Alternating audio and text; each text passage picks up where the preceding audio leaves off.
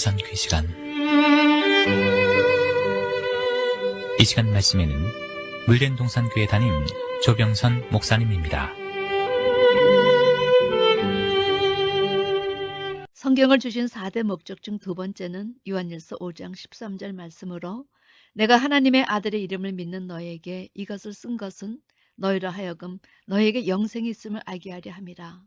여러분, 우리 하나님 자녀로서 누릴 많은 축복 중에 가장 최고의 축복이자 최고의 기쁨이며 가장 최고로 감사할 목록이 있다면 그것은 바로 예수 그리스도를 통해 영생을 주시겠다는 하나님의 약속입니다.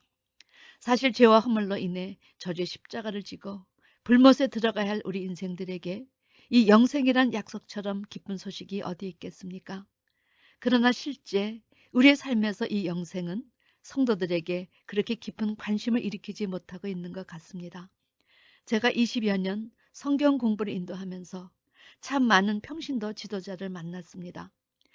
그리고 그들이 갖고 있는 영생관에 대해 질문을 드리면서 아주 많은 충격을 받았지요. 왜냐하면 제가 영생에 대해 질문을 드릴 때 대다수는 타 종교권에 계시는 분들도 대답할 수 있는 수준의 대답인 영생은 영원히 사는 것 아닙니까? 낱말풀이 정도의 대답을 하셨고, 두 번째는 사는 것도 힘든데 죽은 후 일어나는 일에 관해서까지 신경을 쓰다니요. 기독교 최대의 축복을 먹고 사는 문제와 바꾸시는 애석가에 속하는 분들도 계셨습니다. 세 번째는 그래도 조금 신앙적으로 앞서신 분들은 요한복음 3장 16절을 떠올리시며 이는 저를 믿는 자마다 영생을 얻게 하려 하심이라 예수를 믿을 때 영생을 얻는다고 답하셨습니다. 저는 뜻밖에도 아주 중요한 주제인 영생에 대해 자기가 들어갈 한평의 장지만도 못하게 생각하시는 것을 보면서 그 누구도 죽어 다시 일어나 보지 않았기 때문에 예수님이 부활하셨다는 것을 들었지만 그분을 뵌 적도 없고 십자가에서 죽으신 것도 목격하지 못했고 다시 부활해서 일어나신 장면도 목격하지 않았기 때문에 마음으로는 믿으면서 실제는 전혀 실감이 나지 않은 부분이 바로 영생이란 주제가 아닌가 생각을 바꿨습니다. 여러분, 성경에서 말하는 영생이란 예수 그리스도에 의해 주어지는 영원한 생명을 말합니다. 그런데 요한복음 3장 16절 말씀 중 저를 믿는 자에 대한 믿음의 해석도 실제로 그 예수가 어떤 분이신가, 그분이 하나님의 아들이요 그리스도란 존재를 알고 믿는 믿음보다는 대충 자기의 생각에 따른 불완전한 믿음이고 보니 요한복음 3장 16절만으로 영생을 논하기에는 너무나 초보적인 단계가 아닌가 목사로서 당혹감이 느껴졌습니다. 이를 통하여 그동안 교회는 과연 성도에게 무엇을 가르쳤는가 아픔이 느껴졌고 그 질문을 받고 당황한 성도들은 내가 그동안 참 뭐하나 제대로 정리된 내용을 알지 못한 채 신앙생활을 하였구나. 자신의 신앙 상태를 반성하는 계기가 되었습니다. 여러분, 지금 우리가 아무리 먹고 사는 일이 바쁘더라도 지금 현재 영생을 얻기 위한 준비가 진행 중이라는 사실이 확인되어야 세상과 구별되는 성도의 삶이 진행이 되는 것입니다. 이런 분은 환경에 따라서 그 진행이 조금 빠르거나 더딜 수 있어도 자기가 취해야 할 영생의 과정에는 문제가 될 게 없는 분이십니다. 신앙은 이렇게 분명한 목적이 있어야 우리의 삶의 중심기둥으로서 세워져 자기 자신의 변화를 스스로 유도하고 목적의 항구로 도착할 수 있지, 그런 분명한 목적의식이 없으면 어떤 면에서 정말 골프를 좋아하시는 분의 그 열정만도 못하게 습관적으로 신앙생활을 하기가 십상입니다. 그러므로 수십 년 교회를 다녔어도 신앙의 출발의 이유요 신앙의 결론이라고 할 수 있는 이 영생에 관한 질문에 대답할 수 없어 당황한다면 이것은 그 사람의 신앙관에 빨간불이 켜진 것입니다. 만약 제가 영생이 무엇이냐 질문하지 않았다면, 거기에 대한 답변을 드리지 않았다면 아마 이런 분은 자기 신앙의 삶에 빨간불이 켜진 것도 모른 채 정로를 이탈하여 교회 마당만 부지런히 밟고 시간을 낭비할 것입니다. 제가 이 영생에 대한 질문을 하기 시작한 것은 지금으로부터 30여 년 전에 교회를 나간 지 8년 만에 처음으로 교회가 아닌 한 선교사님에게 영생에 관한 말씀을 듣고 너무나 놀라고 당황했기 때문입니다. 그때 저는 겨우 1시간 배웠는데 아니 이 중요한 주제에 대해 왜 아무도 그동안 교회에서 해주지 않았는가? 이 믿을 수 없는 이야기, 이 믿기 어려운 이야기. 그러나 하나님의 약속이요. 또 그렇게 살고 싶은 욕망이 있는 말씀이니 이 영생에 대해 관심을 갖게 되었습니다. 그리고 그것을 얻고자 말씀 곁에 집짓고 살자라는 마음의 의지를 동원할 수 있었습니다. 바라기는 오늘 이 말씀을 들으시는 여러분에게도 그런 귀한 전환의 시간이 되기를 바랍니다.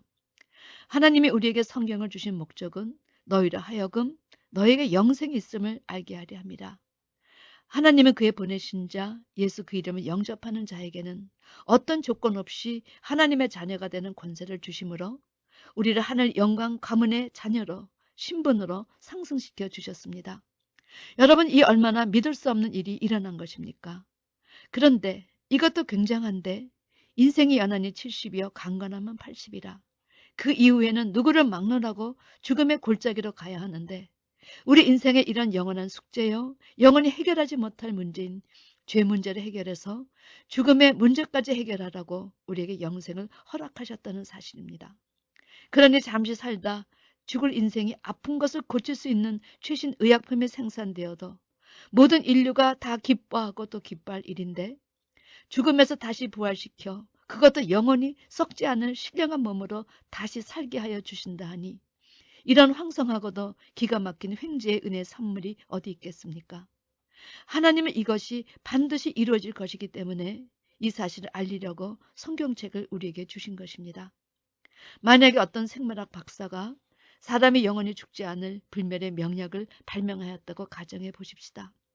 여러분, 10만 불이 든다 한들 100만 불이 든다 한들 어찌하든 뼈 빠지게 고생을 해서라도 그 불로체 약을 사지 않겠습니까? 아마 그 약을 사러 고생해서 돈을 벌고 그 약을 사기 위해 모두 장사진을 칠 것입니다.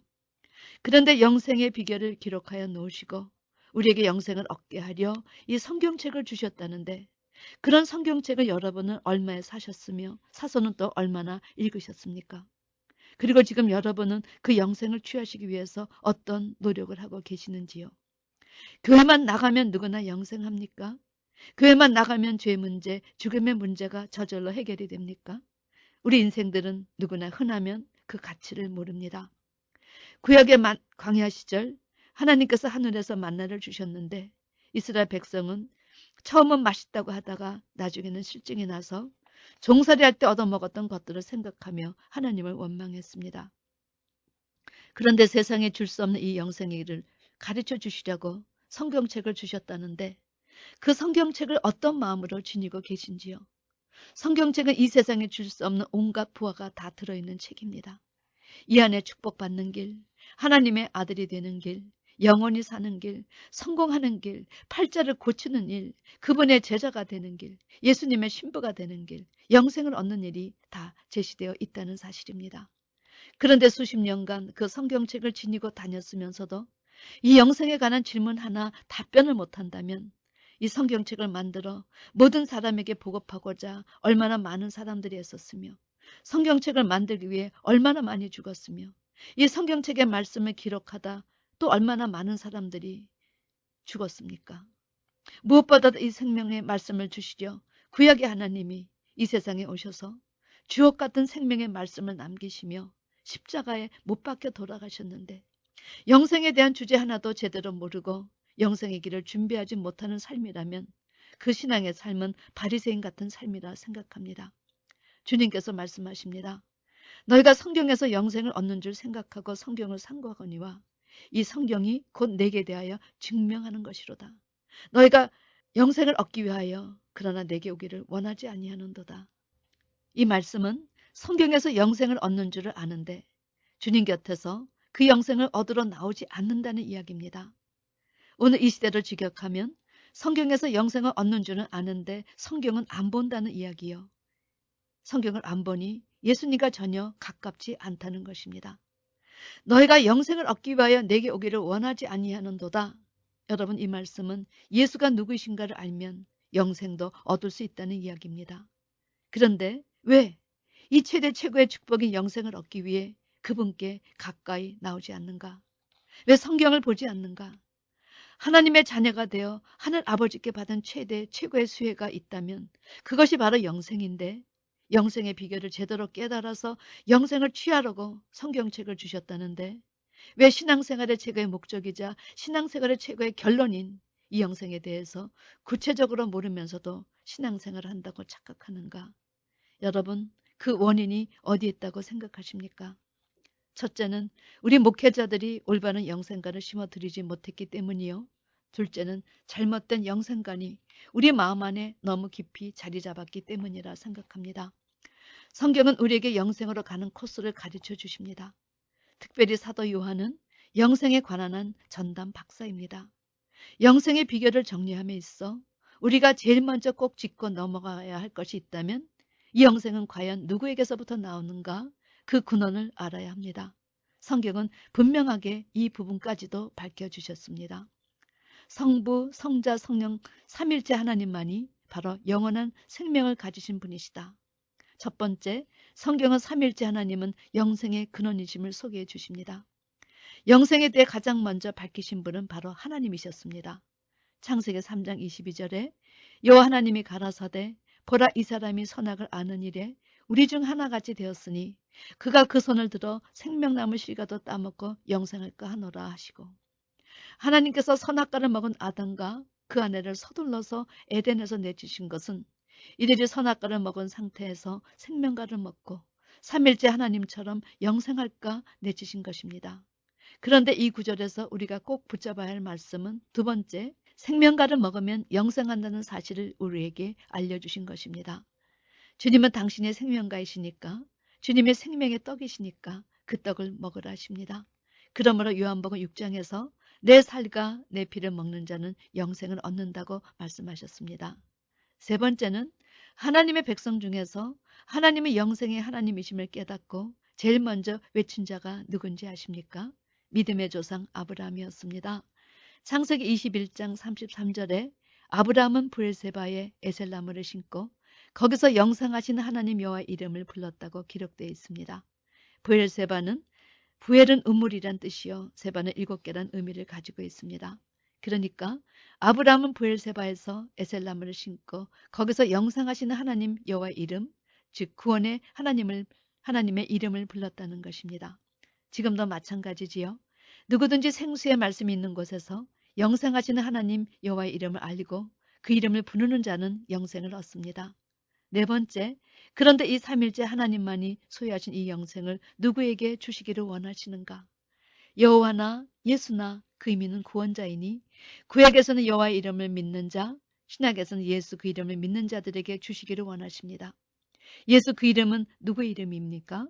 요한복음 17장에 예수는 아버지의 이름으로 하나님이 독생자가 태어나기도 전에 당신의 이름을 독생자에게 그가 자기 백성을 저희 죄에서 구원할 자임이라 예수의 이름을 주셨다고 제시되어 있습니다.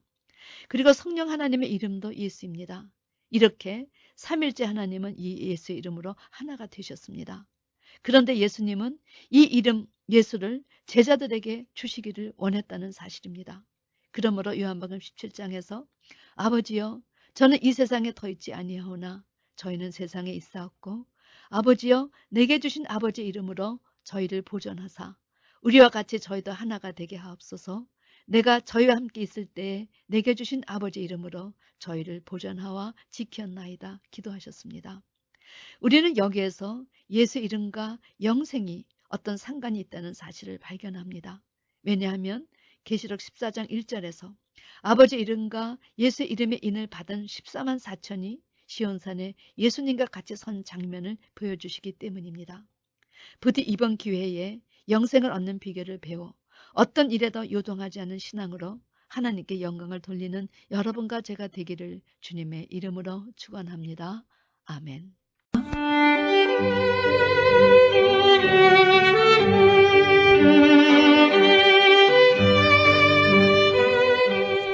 지금까지 말씀에 물된 동산교회 담임 조병선 목사님이었습니다.